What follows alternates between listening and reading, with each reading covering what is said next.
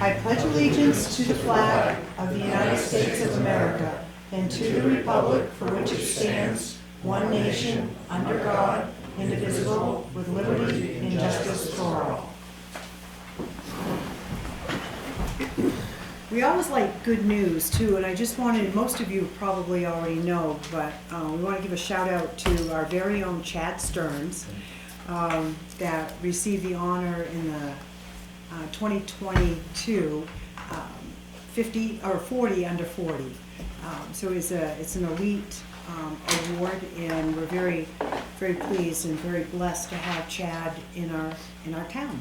So I just want to give a shout out. He's not here tonight, but just to give a shout out to him and thank him for everything that he's done and continue to do to help Littleton be an awesome town. So the first thing we are going to do tonight is the supervisors of the checklist are here, and we need to do the appointment and oath of office for John Hennessey as the interim moderator. And so let me read a letter. Both Janie and Mary are here, but I'll go ahead and read this. It's dated as of today, Littleton Board of Selectmen, the address, to whom it may concern. We are pleased to appoint John Hennessey to the position of moderator for the town of Littleton for the upcoming town meeting and deliberative sessions. Yours truly, supervisors of the checklist, Janie Fillion and Mary Northrup. So John, if you want to come up, I will swear you in. Okay. This is the best place, huh? All right. You raise your right hand.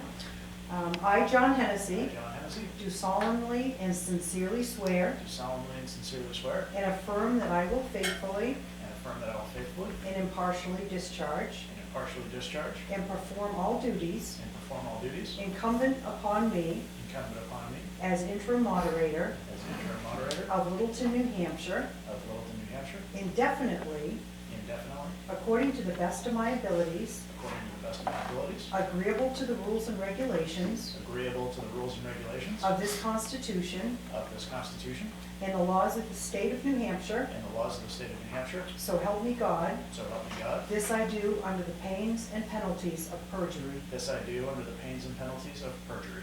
Congratulations. Thank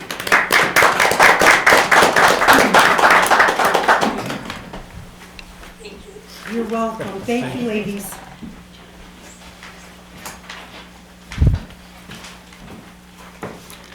Okay, so the next order of business is, You have no comment about this selection that this guy that been appointed? You got no? well, it's actually, Rudy, it has to be a formality because where Dad had passed away, he had already appointed John, but where he had passed away, Yes. we had to get the reappointment Yes. for the official. So that's why we went through this, and it had to be done by the supervisors of the checklist. And we cannot comment for anybody in town, stuff like that? No? What do you say? I respect your opinion. Yeah, it's something that the moderator had it was his privilege to be able to appoint, Yeah. and then they just followed through on it. I don't understand that, but with these two ladies that you represent to us, that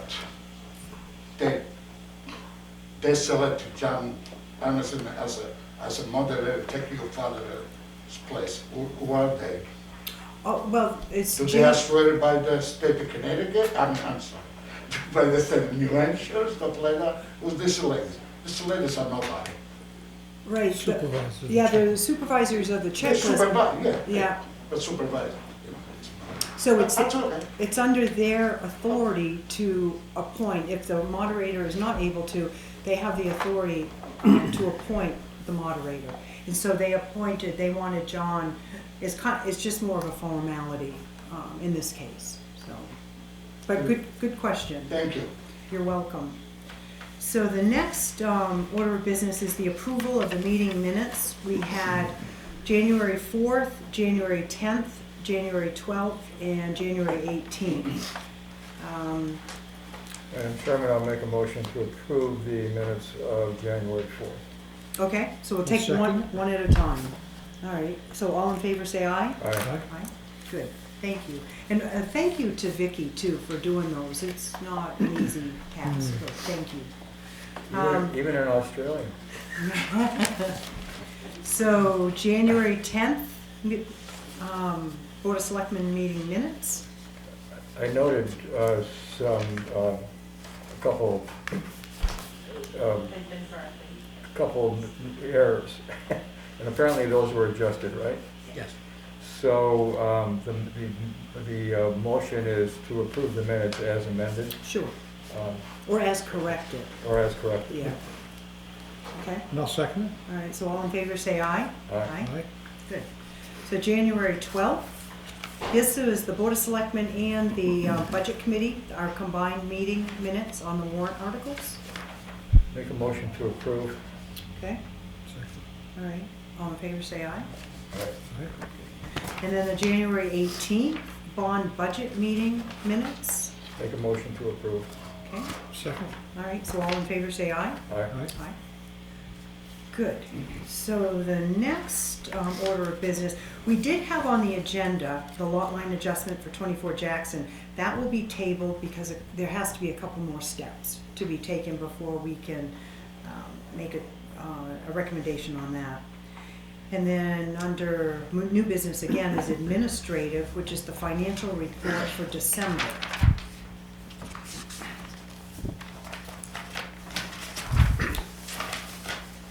Yes, Board of Selectmen. As of January 20th of 2022, there's still a period of time when your year ends that some invoices come in that are still reflective of the previous year, so there still might be some minor adjustments, but this was as current as of the 20th of January. And the good news is that per that date, the town is 5.79% under budget versus what was budgeted for 2021.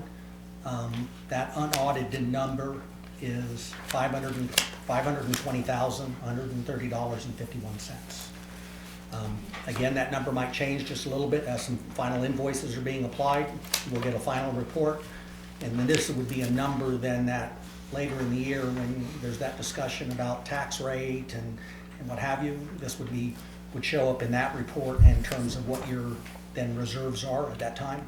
And then we could have a discussion on whether or not to apply it towards capital or buy down taxes, which indirectly would do the same thing Right. in terms of that. But so the key departments were the same ones that I reported to you.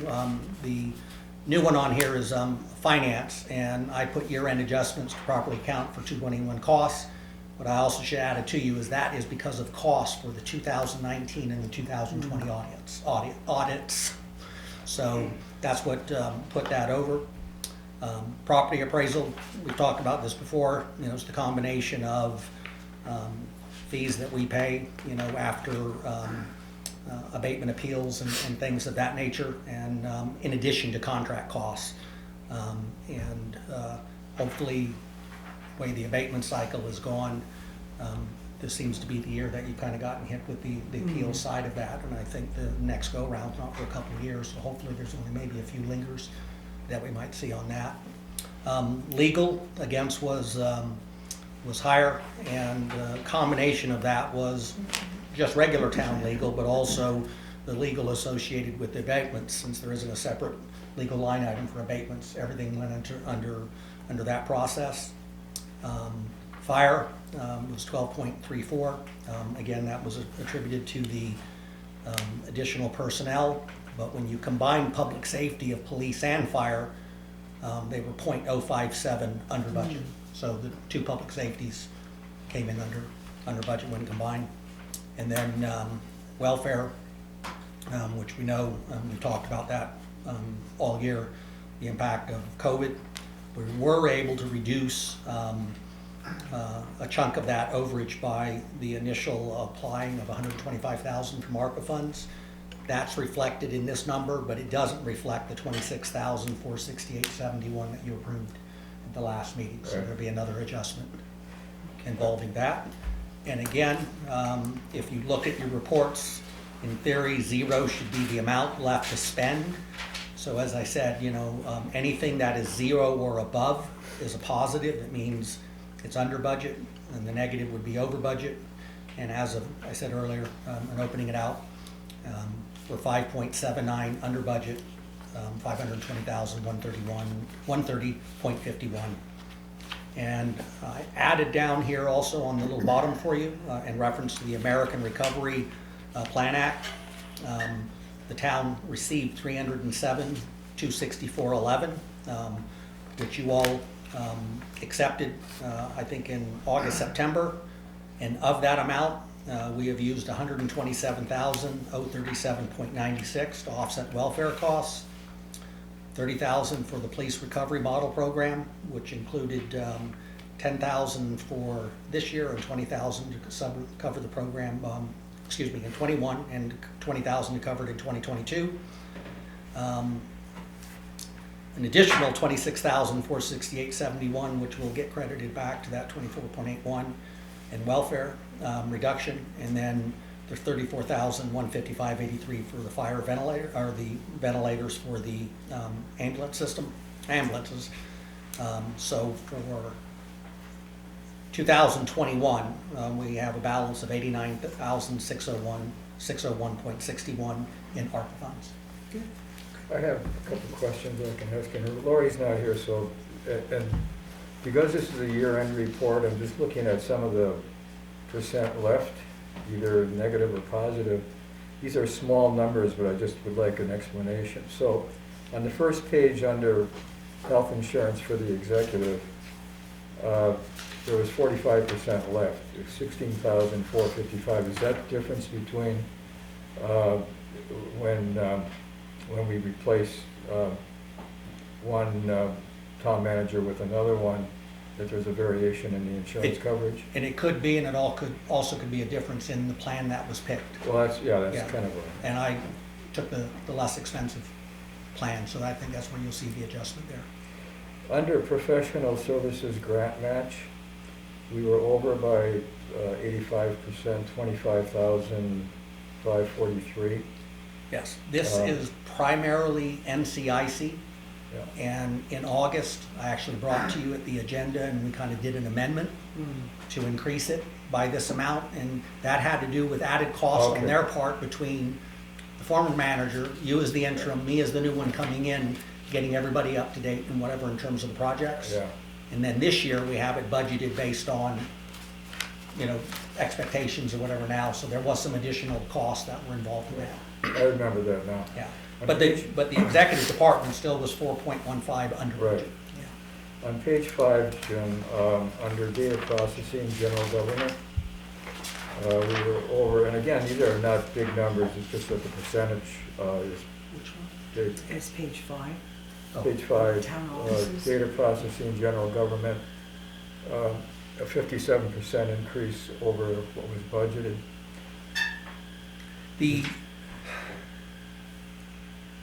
There was some added equipment that was purchased from SNS, Secure Network Services, Yeah. and some additional upgrades that had to be done to the actual system that was provided. But I think most of that cost is actually attributed to some laptops that were purchased and set up involving various staff members from the town clerk's office to town hall office. Okay, good, thank you. The last one is on page 13. This is the bottom line on top for debt service. So we budgeted $1,018,752 for the year. This is paying off our debt. We actually expended, unless there's still money out there that needs to be accounted for, $600,996. So that left us with $417,755 that we didn't spend. That line item was over budgeted. It was over budgeted. Yeah. So if you want to be realistic, We have You have 102,374.56 Yeah, left for the yeah, year, yeah. and not the fourth. yeah. Got it. Yeah. Thank you. Do you know why it was over budgeted? It was before your time, so you don't have to own this. just previous, even Lori inherited that number, so Yeah. it was just a higher amount than what was realistic, or what the actual bills were. Thanks for clearing that up. Yeah. Okay, thank you. That's good. Okay. And I don't think we'll just, the minutes will reflect that we did the year-end budget, okay? And I do expect, I mean, if there's any final adjustments, I know there's a formal deadline of when that stops, and I'll bring that report just in the sense, so you'll get those final numbers. Yeah. Then, before we get to Milt's topics of discussion, we just want to remind everybody too, our next Board of Selectmen's meeting will be February 28th, not the usual first Monday, because we've got February 8th is the deliberative session, which is Tuesday, and then March 8th is the town meeting voting day. So February 28th will be our next Board of Selectmen's meeting. And the auditors, we're hoping the auditors will be here to go over the 2020 Definitely. audit They- with us. They were ready on the 14th, but Okay, due to the conflict with the deliberative session and the deadlines involving town report, okay. we'll just move them from the 14th to the 28th. And we, and forgive me if you've already told us this, do we have a copy of that already to review? It's a good question, and I know I've seen emails back and forth and kind of cover letters, but I'm gonna double check then if that Okay. final one has come in, that All gets right. sent out. So All but right. I'll get that answer tomorrow. Okay, good, thank you. So, Madam Chairman, we're not having a first meeting in February then, Correct, just the deliberative session, correct, And then the 28th, yeah. and then 28th, okay. yeah. All right, I think that's it as far as loose end type things. And then, Milt, you have the Yeah. floor? Okay. No, we Oh, can't do In that. the, there's Oh, a, right. there's a monthly magazine that comes out from the Municipal Association. It's called New Hampshire Town and City. And it's, the date is a January, February issue. I guess it comes out 6 months a year. And the moderator from the town of Milford wrote an article, and the title of the article is Vote Counting 1990s or 2020s Technology. His name is Peter Basilier, I think. And again, he's the moderator of Milford. I'll just go over a couple points here. Number one, New Hampshire cities and towns began using vote ballot counting devices. That's what we use here in Littleton, I believe. Right, it looks like it. Tabulators in 1990. The manufacturers stopped making the tabulators in 2007. The fact that any votes are even running today is a tribute to the resourcefulness and security practices of a few companies nationwide, such as LHS Associates out of Salem, New Hampshire. There are two significant potential issues with these tabulators. First, their software has not been updated in more than a decade. Fortunately, the onboard firmware physically burned onto EEPROM memory chips doesn't fail. However, the chips are 1980s technology, so their contact leads are old and the batteries may fail. Second, the software that enables the tabulators to read the ballots in timing marks is based on Windows XP technology. In other words, the software to lay out and print the machine's readable marks relies on Windows operating software that Microsoft abandoned 7 years ago with limited commercial extension. Present election law stipulates that counting begin immediately after the polls close and shall not be adjourned nor postponed until it shall have been completed. The 2022 midterm elections will generate significant voter interest, and you will agree that, regardless of the nominees, the 2024 presidential primary and general election could be just as contentious as the 2020 election was. New Hampshire must get the counts right. The question is, are the votes up to their role in safe, secure, and trustworthy elections? His answer is yes, they are. No, But then the next question is, but for how long? not. The four major tabulator companies in the US are Clear Ballot Group, Dominion Voting Systems, which I think we've all heard of, Election Systems and Software, and Hart Intercivic. So in his town, and then he goes through safety issues, security, trustworthiness, etc. And then at the end, he says, given the AccuVote machine's age, we must have a secure and trustworthy alternative before the February 2024 presidential primary election. New Hampshire election law leaves tabulating machine selection up to the towns and cities. Those communities must select a machine approved by the Ballot Law Commission. This particular community picked, they upgraded to a Dominion device. So I guess our question is, I'm not sure who's responsible here. I know Judy's responsible for the machines in terms of storage. The moderator is maybe responsible for the accuracy of the count. And these machines are quite dated. So my question here is, and it'll be beyond my time on this board, but should we start pursuing, a potential replacement? Well, I can give you a little bit of history here. Okay. I did ask Judy, and she said the first machine for here in Littleton was purchased before she became town clerk. So she thinks it was sometime in 1996, so what, 26 years ago, but she's not sure. She thinks it cost us over or near $6,000, but she's not 100% sure on that either. And then she bought another machine just like it as a backup approximately 5 years ago. And the reason why she bought a second one, because the company was going out of them and offered them to the town clerks at a phenomenal cost of $750 each. We do pay an annual fee for maintenance at $325, and we pay each election to use the ballot box or the ballot machine to encode the 2 cards that are used in the machine. We only use 1 card at elections, but we have a backup card in case something goes wrong with the first one. Right, so she has a newer machine, and it's just that the technology is quite dated, and that annual fee allows us to use somebody to come in and fix it if it breaks.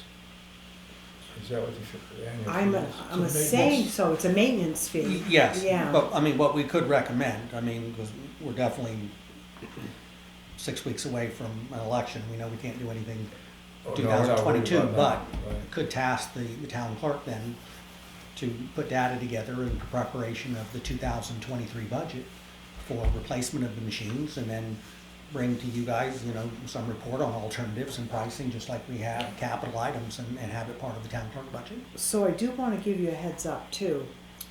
Fortunately or unfortunately, there was a petition that was sent around for voters in Littleton. This is what it read: petition warrant article to ban the use of voting machines, to see if the town will vote to ban the use of voting machines in local, state, and federal elections. And the person that was going to submit this warrant article had plenty of signatures to do that. He missed the deadline of January 11th this year. So I'm going to strongly assume that we will see this come in next year. Which we know that would mean if it was passed, we would be counting the ballots by hand again. But I just wanted to give you a heads up on that. So I think we're thinking, Okay. kind of along. The reason I brought it here is that the 3 of us get this book, and so the article is in the magazine, and I just wanted the minutes to read that we at least reviewed it. No, that's good. And for preparation for 2023, the budget doesn't go in until April. Planning for it and having it in there can be contingent on if there's a warrant article. So, Yeah. we can plan for it and have an amount there, and then just like Yeah. the discussion on the sweeper. One vote happens one way, then you don't need it, and if it doesn't go, then we budgeted for it so we don't find ourselves in a problem in 2024. Yeah. So we still have a brand new machine that in a year may be outdated. It's outdated software, whereas it's like somebody Okay. buying an old Microsoft XP computer and saying, it's in the box, I've never used it. Yeah. So yes, it should work, but the software on it is still no longer serviced and outdated. So, I mean, it's a new machine and it should tabulate and do those things. I mean, and that's her backup for there. But as the article says, I mean, it's kind of like a lot of equipment. It's gone past its useful life, and the company that did it is no longer providing upgrades, which is typically what you do when Yeah. you've got. As long as there's somebody somewhere that can fix it if we need it fixed. In other words, you take it out of the box, you plug it in, and the red light comes on that says malfunction. Is there somebody available to at least, address the issue? At We're least still in the paying short for the run. maintenance program, so I assume there's Well, somebody. that was my, that was my Yeah, question. I'm gonna have to ask the town Somebody's clerk gonna about that, fix it, because That's just. I'm not passing the buck, but I'm not Oh, yeah. involved in the election side of it, so I mean, I'll get those questions with the town clerk. Well, it's an interesting issue because between, Judy being responsible for the machine and the moderator being responsible for the vote, the accuracy of the vote, the machine plays a central role here. Very much so. Yeah, Yeah. okay. No, that's good. No, Thank you. Thank you for bringing that up. Yes. Yeah. And there have, just to piggyback on what we were talking about, there have been a few towns in the state of New Hampshire that did accept this petition warrant article. So I don't know if the ban to use the voting machine will gain momentum or not. Is that petition asking for the town to vote on that, to approve it? Correct, the voters to approve it. To approve that we go back to a Hand physical counted. ballot Mhm. counting? Okay. Yeah, okay, so and then the next item that you wanted to talk about, Milt, was the moving forward with forming an oversight committee for the fire and EMS program. Yeah, we had made this decision, I wasn't at the meeting, but I was on the phone. I think it was when my wife had COVID. It was back in late October, and so the discussion is, we never really settled on, what we would call the committee, how would we pick people, how big should the committee be, should it be a committee or a commission?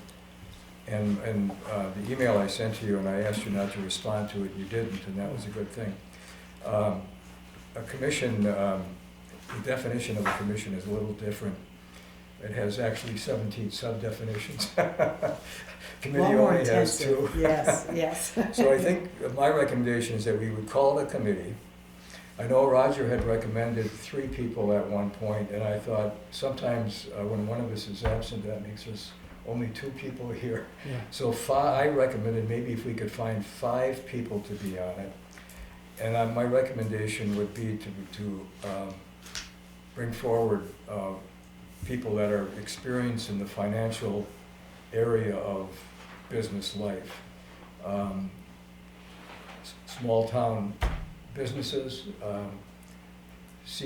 CPAs, people that are in the financial field, to meet with the fire ambulance, fire rescue service over the next 36 months. And I recommended in the email to you that we consider a sunsetting of this committee.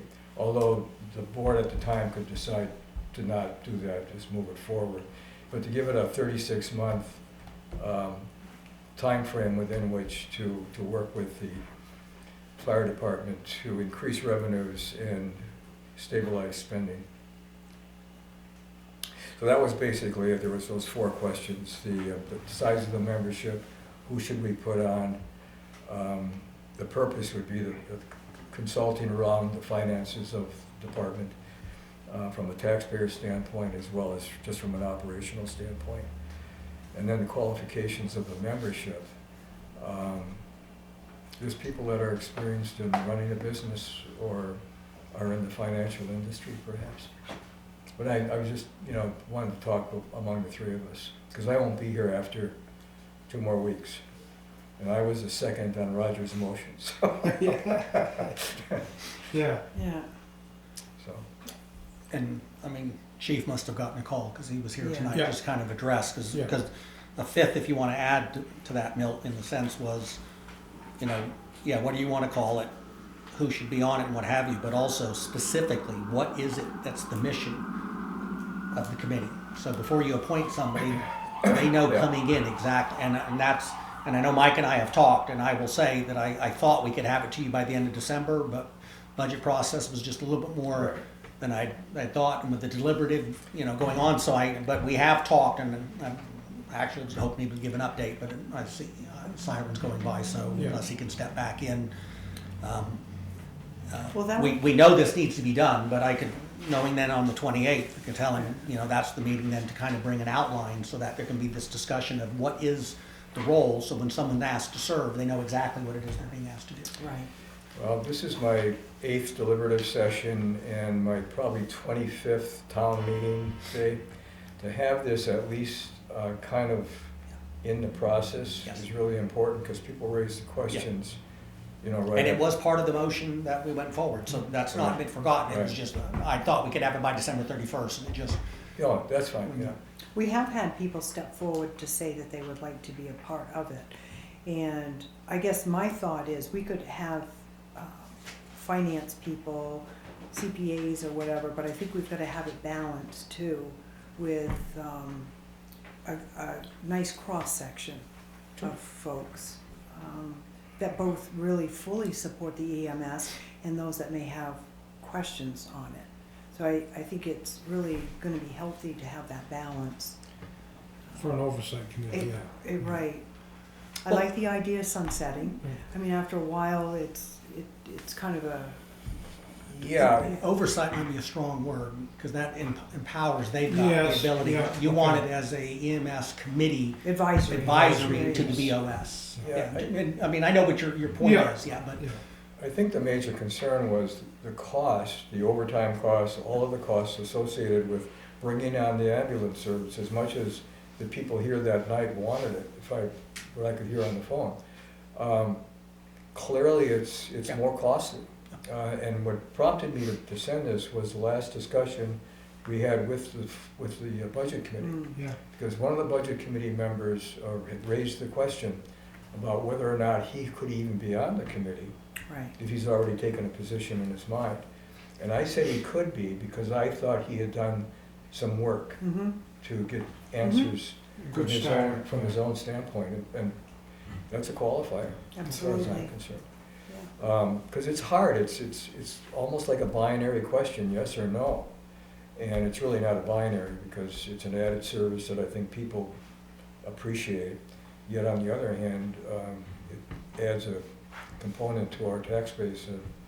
So increasing revenue, decreasing costs, or stabilizing costs is clearly one of the missions, I think, or one of the goals that the committee would be working with the fire Absolutely. department on. And then we could leave it up to them too to determine if they want to have a chair of the committee, which they should, how often they want to meet, and how often do we want them to report back to us as a board of selectmen. Yeah, I didn't put this in the memo to you because I took it out, but I figured at 13 months, on a 36-month, that would be the first time they would come back to us with a report, and then after that, maybe every so many months. But they would probably need to, when I sat on the Calix board, I learned a lot about the ambulance market and, or that service market and how complicated it can be and how difficult it can be. And so there's a learning curve that would obviously have to occur as well for those people. So how do you think we should at least recruit for this at this point? Well, I know Franco has already expressed Right. that he wanted to be on Can it. we, I was gonna say, can we try to bring back on the 28th? You bet. The Yeah. format and a little bit of that role is, so that way it can help you guys determine Okay. from expertise to, yes, a general everyday citizen should be, I mean, meaning however you pick, but like you said, you get that broad spectrum. Broad, And I think right. that might be the easiest thing is then, okay, you've got something you're looking at, and then we can tweak that committee definition and summary. And then the next step then is appointing people to Right. that. Yeah, no, that's. somebody can that's look at both sides of the Yeah, spectrum. yeah, and, and quite honestly, I don't think there's any, well, first of all, you can appoint whoever you want, that's your Right. role as BOS. Yeah. And the second, I think, if you stacked it with one group or the other, you're doing yourself and the town a disservice, so it's good to put people on with Yes. opposite views. Right. Sometimes those views change as they learn about it and see numbers and pro or con, I mean, in terms of that process, and I think you get a balanced, better advisory report.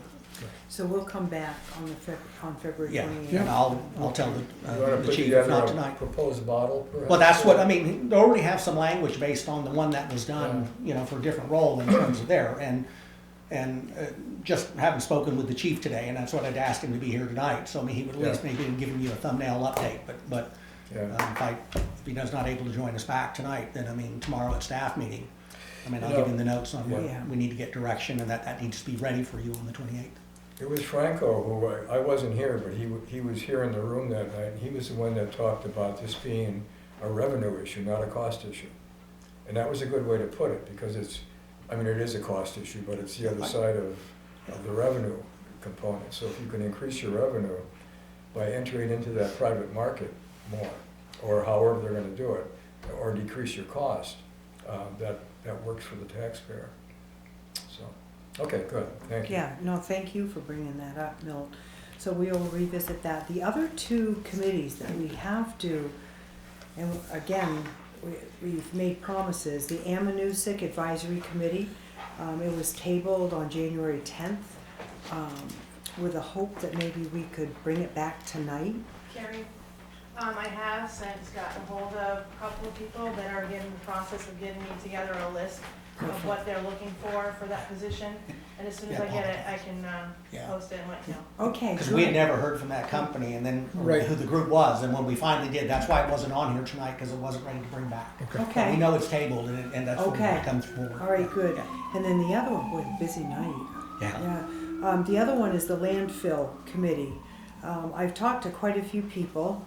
They know that we need to do something about the landfill. Steve Bean has agreed to be a part of that group, but a lot of the people I talk to say, yes, we need a committee, but I don't have time. So I think we've got to get a little serious on that. It'll be in front of us before we know it. Right. In making that decision. I don't think we want to be caught Can we flat-footed. post that? This is not involving our closed landfill, is this It's closing Making- Casella. making a decision on What where we the do town may or may after. not stand on their application? Gotcha. Right. Gotcha. And where Yeah. are we gonna take our? Yeah, um, yeah. Right now, Oh, we're I- part of that Yeah. Penny, oh gosh, I'm not gonna say it right. We're part of a big committee or an organization, Penny Baker, there we go, Doug, thank you. Right now, but yes, I mean, but everybody knows there's a 2023 date supposedly that Phil is, Yeah. so, okay. So, yeah, I thought the fellow that was here from. John Swan? Yeah, I thought the issue was more the second thing. How are we going to plan if they close? Not necessarily taking a position on whether they should go away or stay, but, Where our trash goes if they close. but That's if what they we prepare. close, what should be, what's our plan? So we were spanked when we supported the DES and extension of the landfill. Littleton was, a couple of years ago. So at that point, we said we are obviously concerned about where the trash is going. Trash is not going to go away.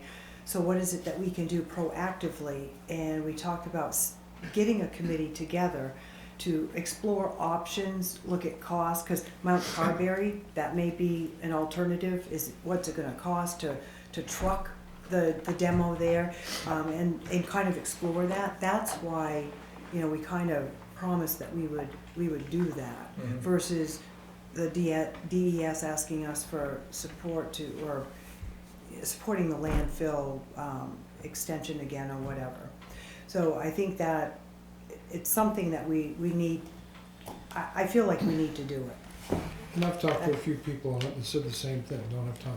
I know. So how do you approach that? I mean, how do we get more people aware of what's going on and we need, can we post that in the paper that we're looking for people to fill Yeah. up? I mean, there's no reason why not. I mean, putting it on the website and like we do when there's other openings for boards. So- I mean, and the thing about that, I'll kind of tie it back to like your EMS decision, There also might be a fine line that you want to make sure it's balanced.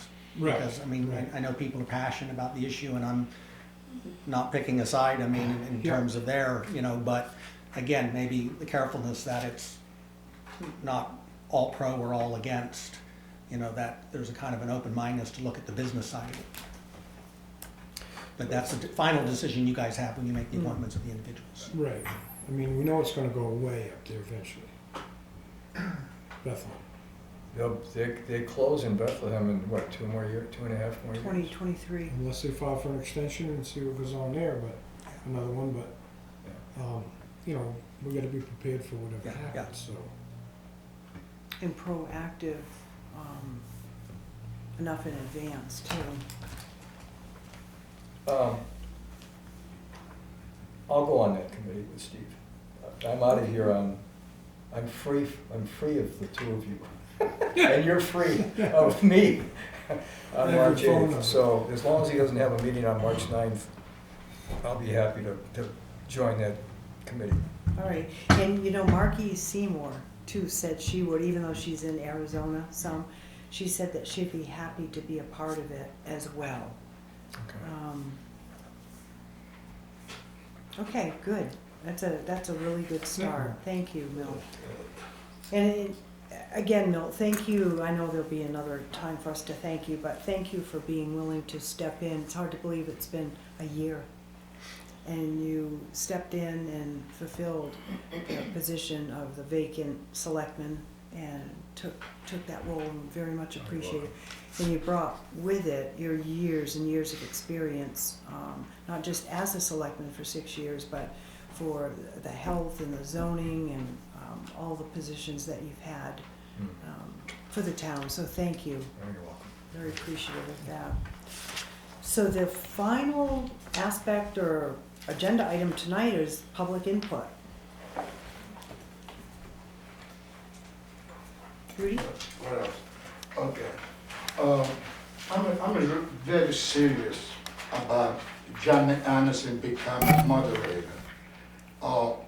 Dewey's gonna quit because if you know, if you are against my proposal to put somebody else, then tomorrow morning probably, you know, I gotta just to get in touch in Concord with the Attorney General, somebody that knows more than you and I, okay? Dewey's gonna quit all these committees that he represents. So just, I blame myself for not sharing more on this, Rudy. Yes. John is only going to be the moderator for this next meeting and the school meeting.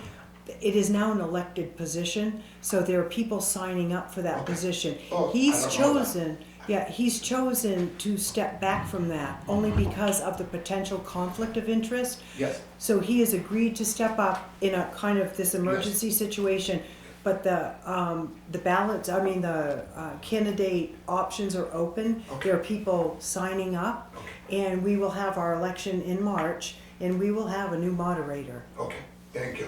Yeah. The second thing is this. If you remember the last election, when your father still was, you know, active, okay? We had a big problem at the election booth. When the chip, I got, you know, before I go forward, I got everything on paper because I was an observer of the election. You guys, you remember, right? You know. And about after probably 300 votes, 400 votes, the machine cracked, the machine busted. Let me use the words busted.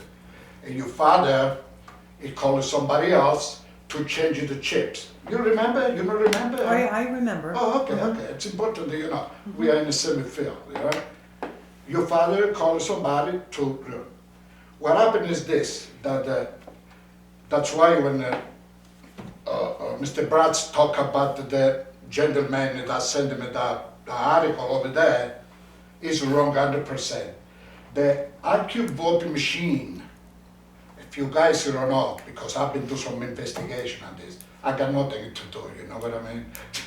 And what happened, they want to take him out from New Hampshire. They want to absolute this machine over here, the IQ vote, because on the last election, as you guys know, majority of the people say that the election, they were rigged because the accurate vote machine, they were not precise or count the vote. You guys must have heard of that, you know, it's not just Rudy Johnson, it's, you know, that is in this accurate voting machine, which before the next election, I already talked with Judy. I want to see him, how she testing. I want to see how she calibrates the machine. Because, you know, it's in my rights. Not because I want to be a wise guy, because it's my right. Okay, now come back to what you told, you know, the chairman about the guy, you know, that went around and signed up to that petition. He's right 100%. He's not from here. I help him because he made the same. He's a policeman. He doesn't vote over here. But he did the right thing to go around and pick up over almost 100 signatures. Maybe Judy give him my time, that's why he not presented that petition to you guys. You know, but that's as far as I can go with that. It's, I don't know how to say, I mean, you know, this is things that eventually, you know, on February 8th, right, you know, without be a nasty person or try to use my better vocabulary and stuff like that, if I stand up, I want the people a little time to know this stuff. Unfortunately, I wasn't going to look for my friends, the two salesmen, and the town manager too. But anyway, but you know what I'm trying to say? I don't, you know, but this is things that people gotta think about before we get to a conclusion. Because elections, they are very important, very important. You guys know that. You know, I mean, I don't know what to say. I mean, I talk as a friend. I don't talk like, you know, an enemy, you know, of the salesman. Because you guys have been working very hard to make this town better. But unfortunately, you know, things, they don't work. And when the people don't work, you three guys plus a town manager, you gotta stand up. You know, it's hard, I understand that. It's, you know, I don't, you know, that's my two, you know, the two little things that I wanna say. I don't know how you're gonna take, you know, stuff like that. But if you don't think it's gonna be down on February 28th, February 8th, on a deliberate session, you know, I'm gonna do my little chatting with the people a little time. You know, Well, thank you for you sharing know, that it's with me. just, I'll be honest with you guys, you know, it's not like that, I do things under the table and stuff like that. You Well, know? this is one reason why we're bringing it up, because there was concern at the last election. No matter what side of the aisle you're on, there was concern about that. We're concerned, it's a little bit out of our water wheel right now. It is a responsibility of the moderator and the town clerk and the supervisor of the checklist, and in that group, we can recommend, we can say, you know, there's this petition or whatever, but I think for us to give any conclusive answer tonight is not. I just want you to know, it's, you don't have to give me no answer and stuff like that. Yeah, no, But we're, with the moderator, you can say nothing, because it's not your father that been for 50 years and knows everything that's going on in town, and knows about the job. Right, You but- got new guy over here But to that he John- doesn't know about this stuff. to John's credit, he's been going to a lot of classes, Rudy, just in preparation for this short-term thing. So we wouldn't have appointed him if there wasn't the confidence there, Okay. so. Thank you. It's, I'm just, yeah. Okay, so I guess, I make a motion, we adjourn? okay, Second. all in favor, say aye. Aye. Good. We're not doing the abatement or the assessment. Oh, shoot. We Well, can't it's close okay. the meeting that, yeah? Can we step back in? We, I gotta reel it on back. no, we've adjourned as a select board. Okay, so now we can do the Board of Assessors. Yes, Okay, so I'll entertain a motion to enter into the Board of Assessors meeting. I'll make a motion. Second? Okay, so this tax abatement is, subject property is improved with 12 apartment buildings consisting of 81 total units. It's 57 Joe LaHoot Lane. So the applicant had believed his property was disproportionately assessed, and he gave a number. And then we agreed, after reviewing the rents and total expenses provided by the applicant, the value of the improvements was recalculated, and the income approach produced a value of $4,205,652. Negotiations with the applicant resulted in an agreement of an assessed value of $4,277,800. So the applicant has made an offer to settle and agreed to withdraw the BTLA appeal if the town assesses the property at $4,277,800 for tax year 2020 and subsequent years, or until a municipal-wide reassessment. So my question would be, do we know when the next municipal-wide reassessment is? I think it's 24 and then presented in 25. Okay, That sounds about right. okay. So, discussion, questions? Yeah, I have, and I'm not sure if the person who wrote this, the fella, Kevin Lean's not here. He's from KRT Appraisal, right? Right. So I had a question, Jim, and maybe you already know the answer to this. He cited two things that modified the value of or the assessment of the property, and the difference came out to be a drop of $417,000 from $4,695,000 down to $4,277,000. He cited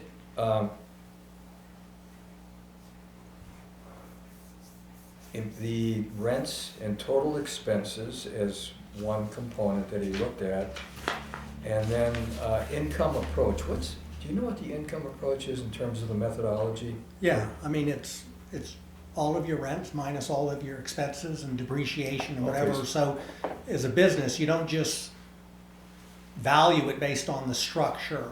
It's also the ongoing Based on the business process, on the yes. income. Okay. And in 2020, some of that information wasn't supplied, and I think that's where they came with the the difference. Then that information was supplied, and that's where they came down to the settlement figure of $4,277,800. Yeah. It would be similar to what you all did with Lowe's and Walmart. Agree to a rate, hold that rate until we get to that rebalance cycle. He made a statement in here, the value of the improvements was recalculated. So he must have assessed the improvements at a higher level than what he agreed to reassess at, which is separate from rents and, and income. Because this isn't on your cover page, it's on the page that came in from KRT. So they re-looked at the the values of the improvements, and they modified it. Yes. And the owner is obviously in agreement with the reduced amount, which is more than what he was considering, but obviously less than what, so, it looks like it's a viable decision here. Any other? This is just another one of those Walmart deals or whatever that, Yeah. I can make a motion that we accept that. Okay, Well, I'll make a second. all right, so all in favor say aye. Aye. Good. This would even go down right in Australia. Can we have a form then if we could even get signatures tonight? Yep. Oh. Okay, so do you who's want got the We master can copy? use this one here. just sign one? I don't know how to do it.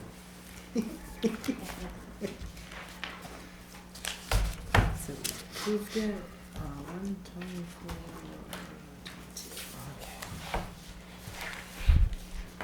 Okay. And do you want to take this back? Actually, we probably should do this one too. 2 copies. Yeah.